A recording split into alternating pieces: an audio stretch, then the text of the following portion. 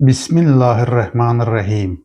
Güzel insanlar, əziz Allahın xeyri, bereketi, salamı, afiyeti sizin ve ailenizin üzerine olsun. Her zaman dediğimiz gibi, dua ettiğimiz gibi əziz Allah sizi ve ailenizi Allah'tan başka kimseye mühtaç etmesin. Bize, size ele güzel ağlımızdan, vicdanımızdan, irademizden ele güzel istifade etme imkanı versin ki Cenab-ı Allah'ın, Uca Allah'ın rızasını kazanabilen güzel insanlar. Biz Kur'an-ı Kerim'i tanıdırıq. Allah'ın kelamını, sözlerin en güzelini, o ucalar ucası olan Allah'ın en uca sözünü, Kur'an-ı Kerim'i tanıtmaya çalışırıq güzel insanlar. Niye göre? Çünkü Kur'an-ı Kerim bir hayır kaynağıdır, bir bereket kaynağıdır, şefa kaynağıdır, nurdur güzel insanlar. Allah özü bu sözlerle tanıdır kitabını, Kelamullah'ı. Niye göre bunları tanıdırıq? Çünkü isteyirik ki əziz Allah bizim Kur'an-ı Kerim'le bizim ağlımıza, ruhumuza, vicdanımıza bereket versin. Güzel insanlar. Her bir Müslümanın borcu, Müslüman diyen şəxs, ben Müslümanam diyen şəxsin borcu öz kitabını, Allah'ın kitabını okumaqdır, öğrenmektir güzel insanlar. Biz Kur'an'ı tanımakla Allah'ı tanımış oluruz. Eğer bugün Allah təsəvvürümüz yanlışdırsa, yerinde değilse, emin olun ki bizim Kur'an təsəvvürümüz de yerinde değildir. Çünkü Allah'ı tanıdan birinci kaynak, en önemli kaynak, en büyük kaynak Allah'ın sözüdür. Kelamullah'tır. Hayrin, bereketin kaynağı olan Allah'ın kitabıdır. Güzel insanlar. Aynı zamanda Kur'an-ı Kerim'i tanımak, Kur'an-ı Kerim'in özünü tanımaktır, insanı tanımaktır, hakkı tanımaktır, batili tanımaktır, doğru yolu tanımaktır, cennete ve cehenneme giden yolları tanımaktır güzel insanlar. Allah bize bir misya yükleyip, bize bir iş yükleyip, bizi insan olarak yaradı, bizi seçip, üstün kılıp, ağıl verip, irade verip ve vicdan verip, isteyip ki biz yeryüzünün halifesi olarak bakın. Allah ne güzel buyurur. Diyor ki ben insanları ve cinleri mene itaat etsin diye yaratmışım. Allah'a itaat etmek Allah'ın buyurduğu kimi yaşamaktır. Eğer biz Allah'ın buyurduğu kimi yaşayırıqsa, onda Allah'a itaat etmiş oluruz. İtaatin ziddi nedir? İtaatin ziddi de üsyandır. Allah'ı tanımamaktır güzel insanlar. Allah'ı tanımayan da hayırdan, bereketten, nurdan, şefadan uzak olmuş olar güzel insanlar. Ona göre biz Kur'an-ı Kerim'i tanıdırıq ki, ağlımıza, irademize, vicdanımıza bereket gelsin, nur gelsin, hayır gelsin, şefa gelsin. Yeryüzünde, insanlıkta, ülkemizde, ailemizde, küçemizde, məhəlləmizdə hayri, bereketi, dostluğu, kardeşliği, barışı, insanlığı yayan insanlar olaq, çoxaldan insanlar olaq. Allah ancak bu halda bizden razı olacak. Her zaman dediğim kimi, eğer cennet istəyirsinizsə bu dünyanı, yaşadığınız bu dünyanı, ölmemişten önceki dünyanı cennete çevirmemiz şarttır güzel insanlar. Bakın Kur'an-ı Kerim'de bu dediklerimizin esası olan bir ayet okuyayım size. Sebe suresinde Uca Allah, Sebe suresi Kur'an-ı Kerim'in 34. ayesidir. Bu mübarek Sebe suresinde Uca Allah 13. ayede, yani Kur'an-ı Kerim'in 34. suresi olan Sebe suresinin 13. ayetinin sonunda Uca Allah buyurur ki, bakın görün hansı değerler arasında əlaqə qurmuşdur. Ne ile neyin arasında əlaqə qurur əziz Allah? Buyurur ki orada, Bismillahirrahmanirrahim. Ey Davud ailesi, ey Davud ailesi, yani Hazreti Davud'a müracaat edir. Ama bilirsiniz ki Allah'ın Resullarına edilen müracaatler aynı zamanda onların ümmetine, yani Allah'ın Resullarına müracaat aynı zamanda onların vasıtasıyla bize olan müracaattir, insanlığa olan müracaattir güzel insanlar.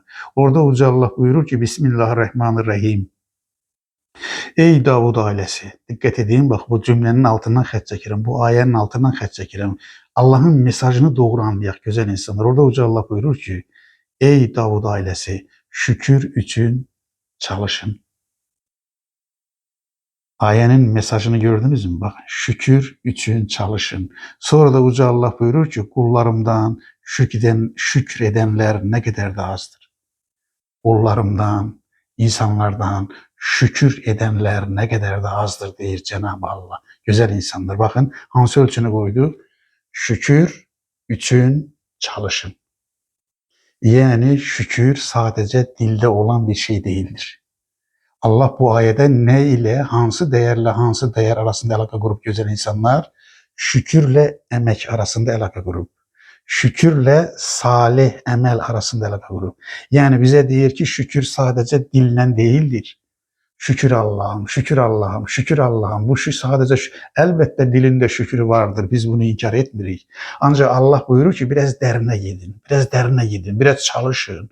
Şükürünüzün arkasında salih emelleriniz olsun. Ona göre Cenab-ı Allah, Aziz Allah, Uca Allah şükürle emeği arasında, şükürle salih emeller arasında alaka kurur. Yani bir insan ne zaman gerçekten şükretmiş sayılır? Ne zaman insan olmanın hakkını vermiş sayılır? Ne zaman Allah'ın buyurduğu kimi şükür etmiş sayılır? Şükrüyle emeğini birleştirende, şükrüyle salih emelleri birleştirende. Yani Allah deyir ki, Aziz Allah buyurur ki, gerçek şükür emellə ettiğiniz şükürdür.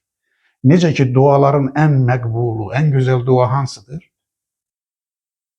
Emeli duadır. Ettiğiniz iş duanızdır. Kim halal yaşayırsa, halal kazanırsa Allah'a dua edir. Ona göre halal yaşamak igidlikdir. Halal yaşamak duadır. Halal yaşamak, halalından kazanmak, halal işlerle çalışmak, xeyri, bereketi çoxaltmak, gerçek şükür budur. Allah buyurur ki şükür için çalışın. Şükürünüzün arkasında emeğiniz olsun. Salih emelleriniz olsun. Şükür ettiğinizi ispat edin. Şükür ettim deyirsən, halalından kazanırsan mı, halal yaşayırsan mı, xeyri çoxaldırsan mı, bereketi çoxaldırsan mı, insanları birbirine bağlayırsan yoksa ayırırsan, ömrünü neye həsr etmişsən, ömrünün hakkını verdin mi, insan olmanın hakkını verdin mi buyurur Aziz Allah. Şimdi güzel insanlar, eğer Allah bize buyurursa ki ey insanlar şükür için çalışın ve sonra da deyir ki bu kullarım arasında şükredenler ne kadar da azdır.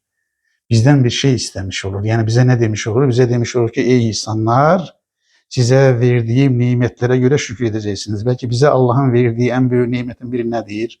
Bize Allah'ın verdiği en büyük nimetin biri Kur'an-ı Kerim'dir. Ve bize öğretir ki ey insanlar eğer siz Kur'an-ı Kerim'e göre Allah'a şükretmeyi isteyirsinizse önce onu okuyun, anlayın ve onu hayatınıza taşıyın. Eğer Kur'an'ın buyurduğu için yaşayırsınızsa Allah'ın size Kur'an-ı Kerim gönderdiğine göre şükretmiş olursunuz. Bakın şükürünle emeği arasında, şükürümüzle Kur'an'ımız arasında bağ kuracağız. Gerçekten biz Kur'an'ın buyurduğu kimi yaşayırıq mı? Yoksa Kur'an-ı Kerim'i güzel qablara koyup, güzel parçalara büküp, evimizin en yukarı yerinde saklayırıq, sonra da altından keçirik, sonra da Kur'an'ın şükürünü etmiş sayılır, öyle mi? Allah bunu kabul eder mi? Bakın Allah ne söyledi? Şükür için çalışın. Açtık mı, okuduk mu, anladık mı, öğrendik mi, yaşadık mı, hayatımıza taşıdık mı, tebliğ ettik mi? Dinimizin kaynağı Kur'an-ı Kerim'dir. Her Müslüman dinini önce bir numaralı yerde Kur'an-ı Kerim'den öğrenmelidir. Şimdi güzel insanlar, ben size Beled suresinin mesajlarını paylaşmaya çalıştım. Ondan sonra Leyl suresinin mesajlarını paylaşmaya çalıştım. Size söz verdim ki gücüm çattığı ölçüde size Kur'an-ı Kerim'i tanıtmaya devam edeceğim. Bugün de Furkan suresini mesajlarını size çattırmaya çalışacağım. Ancak bu bir program olmayacak, bir video olmayacak. Bir neçe video arasında bunlar edeceğim. Bakın güzel insanlar. Önce burada demek istedim ki Furkan suresi 25. suresidir Kur'an-ı Kerim'in. Yani Kur'an-ı Kerim'in 25. suresinin adı Furkan'dır. Aynı zamanda Kur'an-ı Kerim'in sıfatlerinden, adlarından biri de Furkan'dır. Yani Allah Kur'an'ı necə tanıdım insanlara? Allah'ın Kur'an-ı Kerim'i tanıtmak için farklı metotları var, üsulları var. O metotlardan, üsullarından biri de budur ki Aziz Allah kitabına ad koyur. Bakın En-Nur deyir, Eş-Şifa deyir, aydındır, Furkan deyir, bakın rəhmət deyir, bereket deyir. Gösterir bu insanı. Yani istəyir ki insanlar Kur'an'ın ne için gönderildiğini anlamış olsunlar. Bakın şefa olan bir kitap. Neye şefadır? Manevi xəstəliklərə. Manevi xəstəliklərə şefadır. Şirki yok etmək istəyir, şirki Kur'an'la yok edebilirsiniz. Kirlerden, günahlardan temizleyen şefadır. Bakın nurdur. İbrahim suresinin 1. ayesinde Uca Allah Kur'an-ı Kerim nece tanıdır? Kur'an-ı Kerim'i ne için gönderdiğini söylüyor. Buyurur ki, Kur'an-ı Kerim'i ona göre göndermişim ki sizi zulmetlerden nura çıkarsın. Minezzulumati ilen nuri. Yani zulmetlerden, karanlıklardan nura çıkartmak için göndermişim der Kur'an-ı Kerim'i. Zulmetler nedir? Bakın, insanı Allah'tan ayıran her şey zulmettir. Şirk zulmettir, haram zulmettir, yalan zulmettir, ahlaksızlık zulmettir, cehalet zulmettir, nifak zulmettir, düşmançılık tohumu sepmek zulmettir, iftira, yalan, böhtan, zina zulmettir, içki zulmettir, narkotik zulmettir, ahlaksızlık zulmettir, insanı insanlıktan çıkaran her şey zulmettir. Allah buyurur ki sizi zulmetlerden, karanlıklardan nura çıkarsın diye bu kitabı göndermişim. Ey insan! Bak, aynı zamanda o kitabına bir de neden adı koyup? Furkan adı koyup. Bakın, Furkan sözü Arapça bir sözdü. Furkan adından, yani Furkan sözünün türediği kökten olan sözlerin sayı Kur'an-ı Kerim'de 72 defa işlenmiştir. Ne manası var? Bakın, manasının biri budur. Bakın, ayıran, yaran, seçen, ayrıcı güç, ayrıcı ölçü. Buradan ne anlaşılmış olur? Hem bir surenin adı Furkan'dır, hem Kur'an'ın ümmü sıfatlerinden birinin adı Furkan'dır. Allah ne buyurmuş olur? Size ey insanlar ayrıcı güç göndermişim, ayrıcı ölçü göndermişim. Size seçen, ayıran, yaran bir güç göndermişim. Bir metir göndermişim, bir ölçü göndermişim, bir meyar göndermişim. Niye göre? Bakın, niye göre? Ben her zaman diyorum Allah insanı sevir. Neye göre? Çünkü kitap gönderip. Kitabına Furkan adı koyayım. Furkan seçen, ayrıcı ölçü demektir. Neye ayırır Furkan? Yani Allah buyurur ki siz bu Kur'an'ı öğrenirken, öğreneceksinizse o size bir ayırma gücü verecek. Doğru mu yaşayırız? Doğru mu danışırız? Hayatımız doğru mu? Hayatımızın hakkını verirdik mi? Bunu neyle ölçeceksiniz? Bunu Kur'an'la ölçeceksiniz. Eğer hayatımız, işimiz, gücümüz, kazancımız, halalımız, dediğimiz, yazdığımız, bozduğumuz, tebligatımız, videomuz, her şeyimiz, insanlar arası münasebetlerimiz Kur'an'ın, Allah'ın koyduğu ölçüye uygun,dursa biz doğru yaşamış oluruz. Bakın, ayrıcı güçtür. Furkan o demektir. Hayırla şer ayırır. Karanlıkla gündüzü ayırır. Karanlıkla gündüz burada ben manevi manada işledirim. Bakın, hakla batili ayırır. Ne haktır? Yani ne manalı yaratılmıştır, ne məqsədli yaratılmıştır, ne insanın hayır nedir, ne de batildir. Batil ne demek? Manasız, məqsədsiz, boş, hiçbir işe yaramayan iş demektir. Bu ikisini ayırır birbirinden. Cennete giden yolundan cehenneme giden yolu ayırır. Ey insanlar! İmanla küfür ayırır. Bakın, iman, elimle cehalet ayırır. Siz Allah'ın koyduğu ölçüyle, bak, Allah'ın koyduğu ad ve bu Kur'an-ı Kerim'in bu Furkan suresinin 1. ayetinden götürülür. Onun içinde bir Furkan var. Ayrıcı güç verir ve aynı zamanda insana der ki ey insan, eğer sen Kur'an-ı Kerim'i Allah'ın buyurduğu kimi hakkını vererek okusan, öğrensen, Allah sana da bir ayrıcı güç verecek. Yani basiret gözünü açacak, ağıl gözünü açacak. Sen neyin doğru, neyin yanlış olduğunu bileceksen. Bu 25. sureki adı Furkan'dır. 77 ayedir. Mekke döneminde nazil olup onun 1. ayesinde buyurur ki, 1. ayesini okuyup orada saklayacağım. Çünkü devam edecek güzel insanlar. Bismillahirrahmanirrahim. Allah buyurur ki Furkan suresinin 1. ayesinde alemler için, bakın dikkat edin, bugün de değilleri, bu Arap nağılların bize danışma, bu din Arap dinidir, bu Araplar içindir, bu Allah'ın kitabı değil. Bakın, Allah'a iftira atırlar, Kur'an'a iftira atırlar, Allah Resulüne iftira atırlar. Allah onları reddedir. Deyir ki bu alemler içindir. Bak, dikkat edin, bütün insanlık içindir. Bakın, Allah'ın sözleri, tekrar ederim, güzel insanlar, altından xət çekerim, bütün insanlığa gelmiştir. 2. Bütün peygamberler, bütün elçiler, Allah'ın bütün elçileri bütün insanlık içindir. Bakın, Allah Resulü'nü Kur'an-ı Kerim necə tanıdır?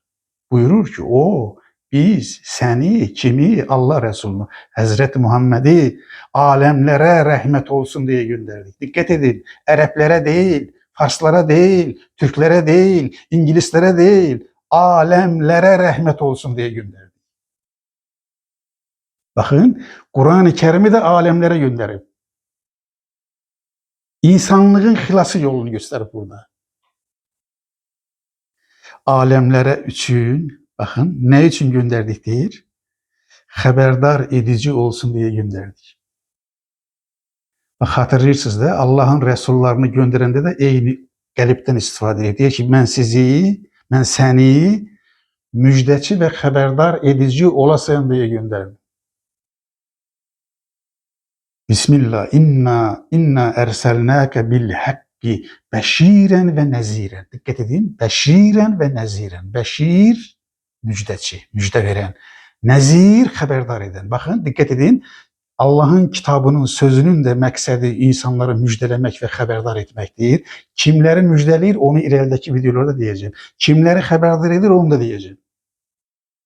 Aynı zamanda Allah elçilerini de eyni misyayla göndermiş olduğunu söylüyor. Deyir ki, buyurur ki, ben insanları bu kitabı alemler için bir, Allah gönderdi. Bir, bütün insanlık için gönderdi. İki, haberdar edici olsun diye gönderdim.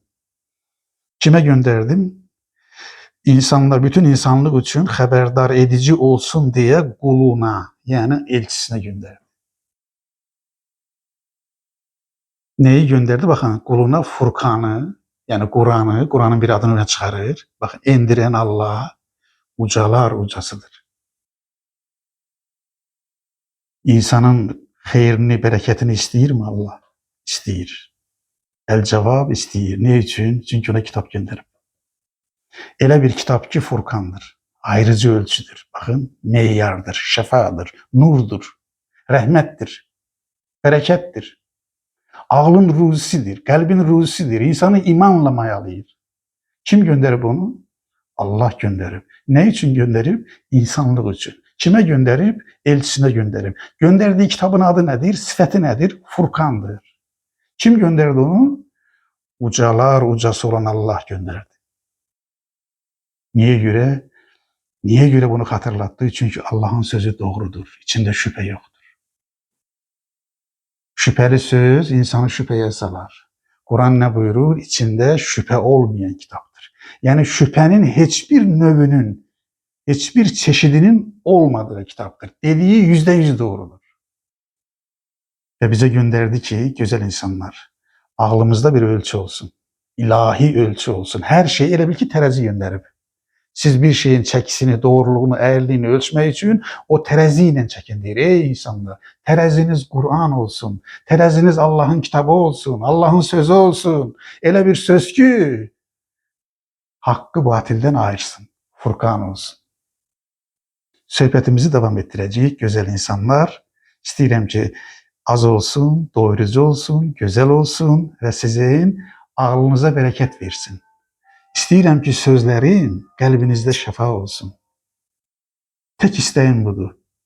İnsanların ağlını bereketlendirmek. Allah'ın izniyle ağlını bereketlendirmek, kalbini bereketlendirmek. Neyle bereketlendireceği? Allah'ın sözüyle. Ben sizi özüme çağırmıram. Benim hiç vaxt cemaatim olmadı. Yoktur ve olmayacak. Ben sizi Allah'ın buyurduğu kimi ancak ve ancak aziz olan Allah'a çağırırım. İnsanları Allah'a çağırandan daha güzel söz de kim olabilir? Aziz Allah ailenize, işinize, gücünüze bereket versin. Güzel insanlar, beni dinlediğinize göre size teşekkür ederim. Var olun, sağ olun. Furkan olan Kur'an'ı gönderen aziz Allah'ın sonsuz, sınırsız merhametine emanet olun. Güzel insanlar.